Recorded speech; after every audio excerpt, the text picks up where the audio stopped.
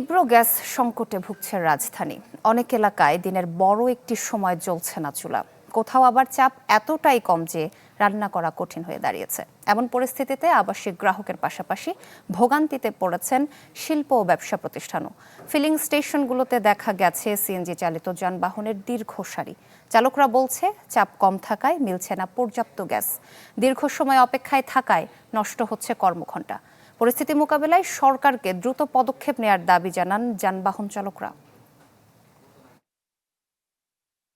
রাত 4টা সিরিয়াল দিলে বেলা 11টা 12টা বাজে যায়, গ্যাস পাই হুদা 70 টাকার কি 80 টাকার, এই দিয়ে জমা উঠাইতে পারি না, অনেক পেরেশানির ভিতর থাকি। কি করবো কোন? জমাজাতি কালকে উড়াইতে পারি না, মালিক জমাজাতি কমলায় না, গাড়ি লিয়ে অনেক সমস্যার ভিতরে আছি ভাই। কালকে তো আবার বন্ধ গেছে, আবার আজকে এসে দাঁড়াইছি। নগদ নিয়ে এলো হার নামানা হার অফার। সর্বনিম্ন 10,000 টাকা রেমিটেন্স নগদে পাঠালে থাকছে স্বর্ণের হার জেতার সুযোগ। দাঁড়াই দেখি যে প্রেশার আছে 80, 80 প্রেশারে কতটুকু গ্যাস ঢোকে তো মনে করেন বেশিক্ষণ গাড়ি চালানো যায় না। দর্শক, এ নিয়ে আরও জানাতে রাজধানীর মহাখালী থেকে আমাদের সাথে যুক্ত হচ্ছেন সহকর্মী মাহবুবুর রহমান। মাহবুব,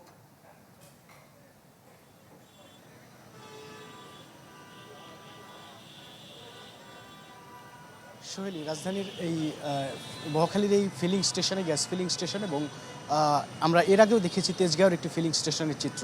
সেখানে যেমন যানবাহনের দীর্ঘ সারি আমরা দেখছিলাম, এবং পরিবহন চালকরা যারা রয়েছেন, যানবাহন চালকরা, তারা যেই হতাশার কথা জানাচ্ছিলেন, ঠিক এখানেও কিন্তু আমরা এমনটাই শুনতে পেয়েছি যানবাহন চালকদের কাছ থেকে। এবং এই যেই গ্যাস সংকট, এই গ্যাস সংকটের কারণে কিন্তু শুধু যে পরিবহন সেক্টর যে সংকটের মুখে পড়েছে এমনটি কিন্তু নয়। প্রধান আরও একটি সমস্যা হয়ে দাঁড়িয়েছে বাসাবাড়িতে যেই রান্নাবান্না, সেই রান্নাবান্নার ক্ষেত্রেও কিন্তু চরম ভোগান্তির মুখে কিন্তু রয়েছেন আবাসিক খাতের যে সকল গ্রাহক রয়েছেন তারা। এছাড়াও যেই সকল শিল্প প্রতিষ্ঠান রয়েছে, সেই শিল্প প্রতিষ্ঠানেও কিন্তু গ্যাস সরবরাহ না থাকার কারণে কিন্তু উৎপাদন ব্যাহত হচ্ছে। এবং এভাবে যদি ক্রমাগত উৎপাদন ব্যাহত হতে থাকে তাহলে একসময় কিন্তু কর্মী ছাঁটাইয়ের যে সংখ্যা সেটিও কিন্তু থেকে যায়। এবং সামগ্রিকভাবে আমরা যদি বলি যে গ্যাস পরিস্থিতির কারণে যেই সংকট, সেটি কিন্তু সারা দেশব্যাপী, শুধু কিন্তু রাজধানীতে নয়। এবং বিদ্যুৎ খাতের যে জায়গায়, সেখানেও কিন্তু একটা ক্রাইসিস তৈরি হয়েছে, কারণ গ্যাস ভিত্তিক যে সকল বিদ্যুৎ কেন্দ্র রয়েছে সেই সকল বিদ্যুৎ কেন্দ্রে পর্যাপ্ত বিদ্যুৎ উৎপাদন করতে পারছে না, যার কারণে অনেকটা রেশনিংয়ের দিকে গিয়েছে।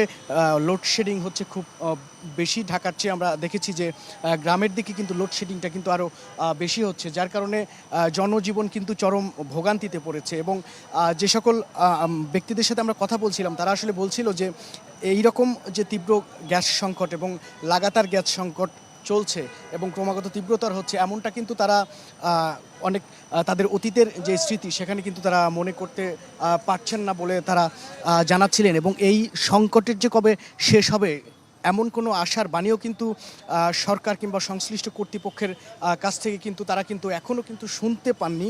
এবং এটা নিয়েও কিন্তু তারা ব্যাপক হতাশা জানিয়েছেন।